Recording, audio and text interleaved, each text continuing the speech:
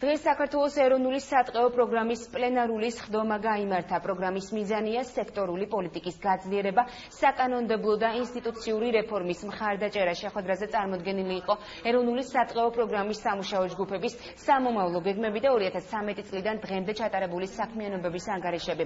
პლენარულ სხდომას ესწრებოდნენ საერთაშორისო დონორი ორგანიზაციების, მსოფლიო ბანკის, ევროკავშირის დელეგაციის, არასამთავრობო ორგანიზაციებისა და საპატრიარქოს წარმომადგენლები.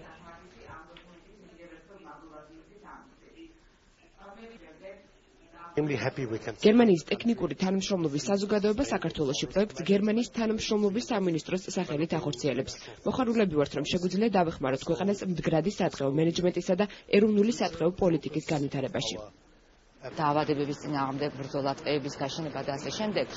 ჩვენ ვფიქრობთ, რომ ძალიან მნიშვნელოვანი და აუცილებელია არსებობდეს გრძელვადიანი სტრატეგია და ხედვა.